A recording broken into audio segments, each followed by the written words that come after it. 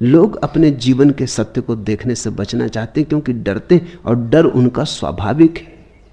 डरते हैं कि कहीं जीवन का सत्य देखा तो कहीं दुखी दुख हाथ में न रह जाए, इसलिए पीठ किए रहते हैं, इसलिए आंख बचाए चले जाते हैं, इसलिए आंख बंद कर लेते हैं।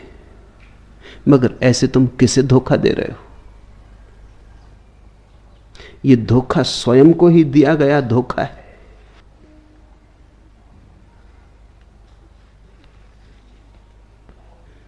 एक कहानी मैंने सुनी।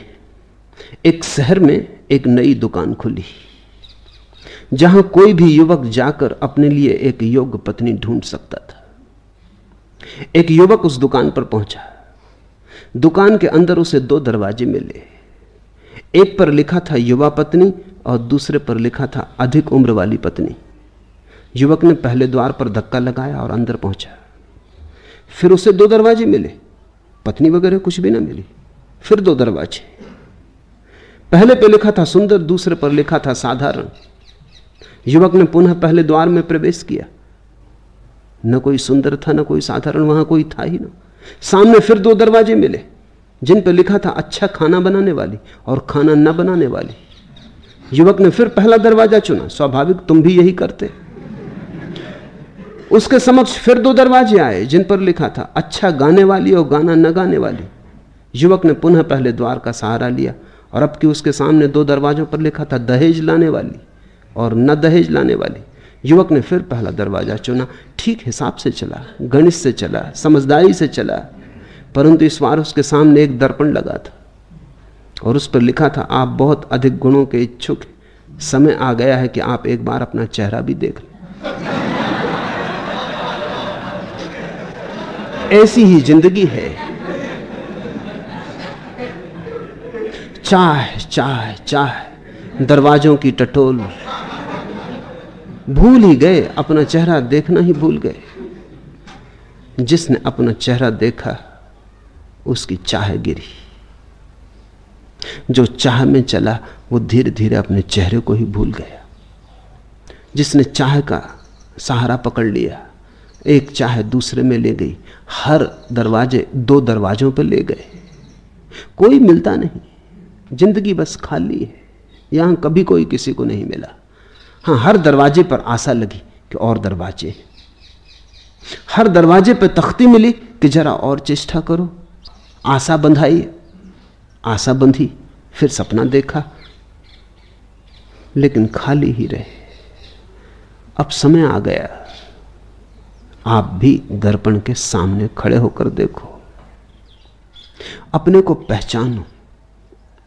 जिसने अपने को पहचाना वो संसार से फिर कुछ भी नहीं मांगता, क्योंकि यहां कुछ मांगने जैसा है ही नहीं।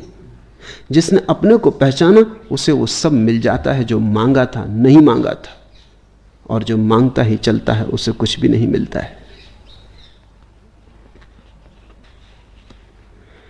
इस जिंदगी में तुम न केवल अपने को धोखा दे रहे हो, तुम्हारे जिनको तुम अपने कहते हो उनको भी धोखा दे रहे हो। घर में एक बच्चा पैदा होता है, तुम तो धोखे में जिए ही, तुम यही धोखा उसको भी सिखाते हो। तुम तो दुख में जिए ही, तुम इसी दुख का शिक्षण उसे भी देते हो। ऐसे पागलपन हटता नहीं संसार से, बढ़ता है। हम अपनी बीमारियां दूसरों को दिए चले जाते। मुल्ला नसरुद्दीन ने अपने लड़के पर रोब गांठने के लिए एक दिन शिकार पर उसे साथ ले गया। वहां एक पक्षी पर निशाना साधते हुए लड़के से बोला, देख बेटे, मेरा निशाना कितना अचूक होता है। यह कहकर उसने गोली दागी, हमेशा की तरह निशाना चूक गया।